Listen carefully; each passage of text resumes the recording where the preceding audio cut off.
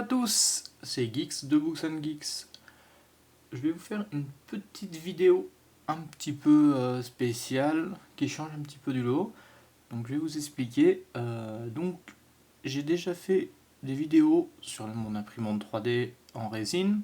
Je compte, si tout va bien pour Noël, peut-être investir dans une imprimante 3D des pots de fil. Mais je sais pas si vous avez fait attention, j'ai cette espèce de... Donc le logo, le petit personnage du blog qui a été gravé. Et donc ça en fait c'est moi qui l'ai réalisé aussi. Alors pas le dessin du logo en lui-même, attention, hein. Je j'ai pas des qualités artistiques à ce moment-là. Je parle plutôt de la gravure.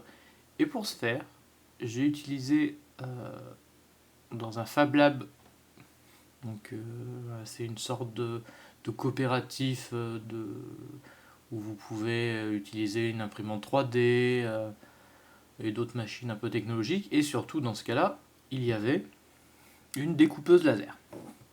Voilà, qui m'a permis de pouvoir faire ce style de gravure et tout. Et je me suis dit que ça pouvait être sympa de vous montrer un petit peu les autres choses que j'avais fait avec cette découpeuse laser. Donc par exemple, hop, j'avais fait ceci. Bon, hop, voilà, hop, une épaisseur. Donc là on voit qu'il y a 3 épaisseurs. Donc c'est du MDF 3 mm, donc du bois à couper. Hop, alors vous voyez, donc j'y fait tenir avec des aimants. Et concrètement, c'est une petite boîte avec plein de petits personnages dans des sortes de flaques de sang. Hop, ça s'enlève, hein, bien sûr. Hop, et le petit personnage avec la petite flaque de sang. Voilà. Donc ça, c'est une des premières choses que j'ai faites. Donc ça, c'était principalement pour des parties de jeux de rôle. Éventuellement, voilà, pour signaler les cadavres autour d'un campement, enfin voilà. Donc j'avais fait ça, l'avantage c'est que c'est plat, ça rentre un petit peu de partout, et voilà. Après, une deuxième chose que j'ai fait, et que j'ai fait en fait en grande quantité, façon de parler, hein. J'ai dû en faire entre 10 et 15, donc avec des gravures un petit peu différentes, celle-là il y a un dé dessus, d'autres avec l'appel de Cthulhu, d'autres avec Star Trek. Voilà, ce sont tout simplement des tours à dés. Voilà, tout simplement une tour à dés, mais qui a l'avantage, hop, elle se referme. Une fois qu'elle est refermée, vos dés restent dedans. Donc ça, pareil, j'avais trouvé des bases sur internet, hein. J'ai trouvé des gens qui avaient déjà fait des choses, on va dire, similaires. Mais déjà, il n'y avait pas la partie en dessous qui se referme. Ça, c'est de moi. Et en plus, les calculs n'étaient pas tip top, j'ai trouvé, donc je me suis permis de le refaire. Donc voilà, en gros, une tour à dés, ça sert à quoi? Vous prenez votre dé, vous le lancez, et hop, il est ressorti en bas. On doit le voir sur la vidéo. Voilà. Tout simplement, et du coup, vous pouvez laisser votre dé dedans et refermer la boîte pour les transporter en même temps. Donc, pourquoi j'en ai fait beaucoup? En fait, j'en ai fait au moins une dizaine, ouais, ça c'est à peu près sûr. Et actuellement, si je vous dis pas de bêtises, il ne m'en reste plus que 2. Parce qu'en fait, tous mes amis de jeux de rôle, tout ça, j'en ai distribué plein, hein, parce que voilà, ça m'a pas coûté. Ça coûtait un petit peu à faire, mais voilà, je trouvais que c'était sympa, donc j'en ai fait cadeau à pas mal de collègues. Après, hop, on va passer tout de suite à celui-là. Ça, c'était assez basique. Pareil, plein d'épaisseurs collées les unes aux autres avec de la colle à bois. Et vous allez me dire, ouais, bon, d'accord. Et quand on l'ouvre, tout simplement, donc toujours pareil, retenu avec des aimants, c'était une sorte de boîte à dés pour ranger ses dés. Voilà, tout simplement. Je l'ai fait en version ronde et je l'avais fait en version hexagonale. Ouais, je crois que c'était ça. Qui rendait, enfin, je l'ai toujours, hein, mais qui rend beaucoup moins bien que la version ronde. Donc voilà.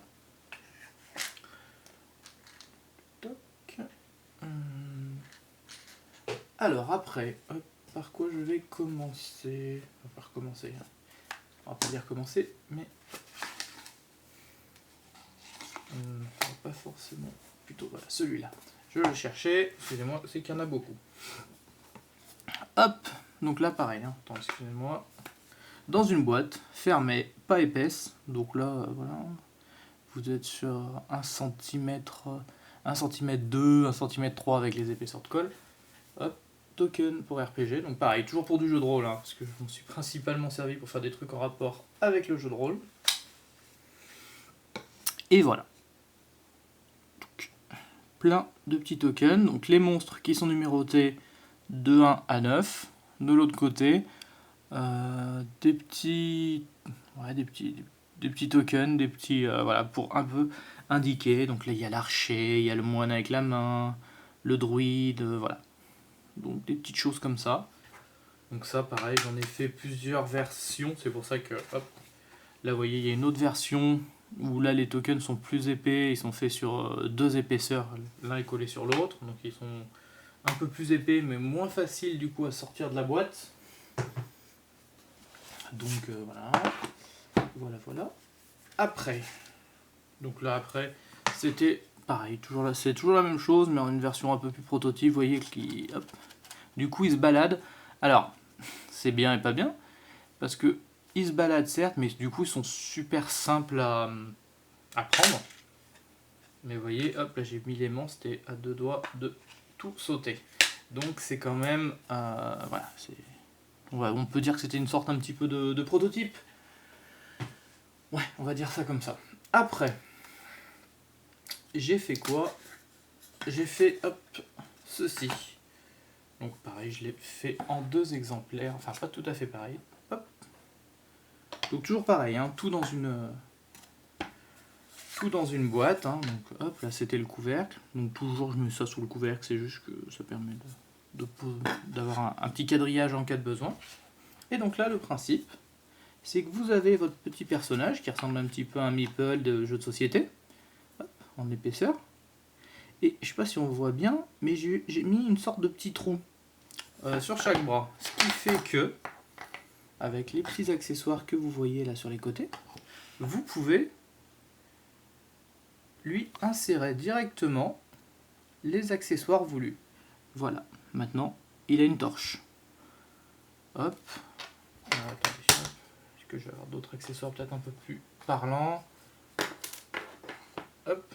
Et là, par exemple, il a une lance. Donc, voilà. Donc, bon, suivant aussi les motifs, ça peut être un petit peu fragile. Par exemple, l'arc, là qu'on voit au milieu, ça rend très très bien. Mais c'est là, on va dire que c'est un petit peu le plus fragile. Hop, là en plus ça tombe bien, j'ai réussi à l'enlever. Voilà le rendu du meeple avec l'arc. Donc ça pareil, j'ai tout dessiné de A à Z. La boîte de rangement, tout. Hop. Alors, attendez, je vais y laisser de côté. J'y rangerai plus tard, parce que là, du coup, toutes les petites pièces sont rangées. Et aussi, vous voyez, donc il y a un meeple homme et un meeple femme. Voilà. Et après, donc là, c'était une autre version, donc toujours pareil, avec les bras qui se mettent dedans. Sauf que... Hop, et hop, en plus... Enfin, en plus, ou différemment, donc là, il n'y avait que le meeple homme, entre guillemets, mais il a un petit socle pour éventuellement les gens qui voudraient qu'il tienne mieux, voilà. Hop. Voilà. Donc ça, c'est fait. Après, qu'est-ce que je vais vous présenter encore d'autre? Ça, c'est quoi? Ça, c'est... Voilà, ça pareil, c'est encore des tokens. Celui-là, je l'ai fait pas mal de fois et il m'a déjà servi à des parties de jeux de rôle où on avait oublié les figurines ou quoi que ce soit. Alors après, là, j'avais fait pareil. Ça, je l'ai fait qu'en prototype, puisque après, je n'ai plus accès à la machine en ce moment, donc c'est vrai que c'est un peu plus compliqué. Donc vous voyez, celui-là, je l'ai fait tenir avec des élastiques plutôt que des aimants.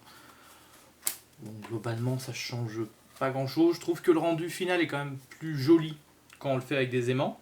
Mais bon, voilà. Et alors là, tout simplement, c'est des petits personnages, donc directement, avec les formes des principaux archétypes, on va dire, que on peut trouver dans les jeux de rôle Alors médiéval fantastique parce que voilà, parce que c'est ce que je joue le plus. Voilà, hop, hop, là vous voyez le petit mage, il va sur son petit socle. Hop, hop, et hop. Et après là vous rangez, vous voyez que tout range nickel. Donc j'ai refait des versions où maintenant il y a les encoches pour mettre les aimants. Et du coup il y a une épaisseur de plus forcément. Donc là vous avez un guerrier, un barbare, un mage, un rôdeur et un voleur. Voilà. Ça reste assez simple, mais moi je sais que je les trouve très très jolis. Après, j'ai fait ces choses-là, hop, des grandes planches, un petit peu épaisses. Les deux sont identiques, hein, c'était juste le devanture qui change. Donc pareil, ça on l'ouvre. Donc toujours pareil avec le système d'aimant. Hein. Et voilà à quoi ça ressemble là-dedans. Donc le principe, c'est que j'ai collé du papier un petit peu Velleda, hein, le même principe, qui donc avec on peut utiliser des feutres effaçables dessus. On écrit le nom du personnage avec son initiative, et après on le classe en fonction pour savoir qui joue en premier, en deuxième. C'est un tracker d'initiative. Voilà, pareil, j'en ai fait... celui-là, j'en ai fait 4 ou 5 au total. Et du coup, j'en ai donné à mes collègues joueurs. Ce qui fait qu'en fin de compte, à moi, il m'en reste plus que ces deux, mais ça me suffit largement. J'ai aussi fait une grande version donc, qui fait à peu près la taille de cette planche, avec du coup les écritures plus grosses, et que là, le MJ, en fait, il le colle devant son paravent. Enfin, si le MJ joue avec un paravent, bien entendu. Et voilà, tout simplement, comme ça tout le monde peut bien voir, mais le MJ voit pas, donc ça se discute. Après, j'avais fait une boîte pour un jeu de rôle qui s'appelle Manga Boys, et tout simplement pour que les jeux de rôle soient bien rangés dedans. Voilà, alors là c'est vraiment assez basique, mais je trouve que le rendu, une fois dans la bibliothèque, est assez sympa. Et après, j'ai un tout dernier truc.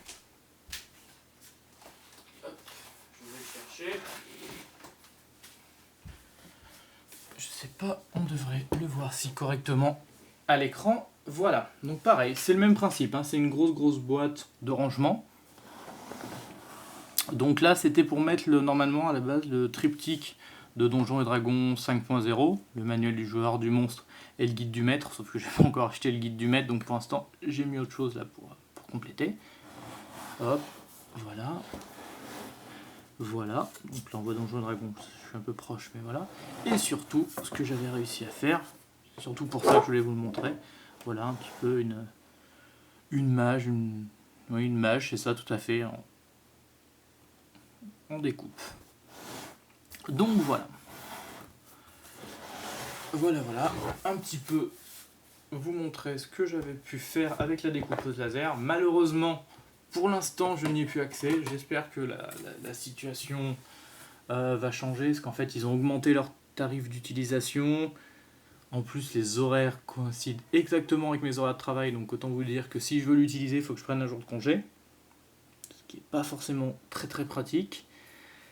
Donc voilà, pour l'instant c'est un petit peu compliqué, et puis donc j'espère en plus, ils devaient investir dans une nouvelle imprimante qui aurait permis du coup d'être beaucoup plus rapide. Et après aussi il y avait une chose, c'est ça, c'est exactement le même, sauf que hop, en arrondi, donc c'est pour ça. J'aimerais bien pouvoir continuer. J'en avais mis en vente à une période où j'en avais vraiment fait pas mal de rap, surtout des écrans d'initiative et des tours AD. J'en avais mis sur mon compte Facebook, tout simplement, en vente. J'ai réussi à en vendre quelques-uns. Je sais pas s'il y a un gros marché, mais voilà. C'était plus parce que j'en avais fait un peu trop et que voilà. J'avais voulu m'en débarrasser de quelques-uns. Donc, en tout cas, j'espère que cette vidéo vous aura plu. Et je vous souhaite à très bientôt.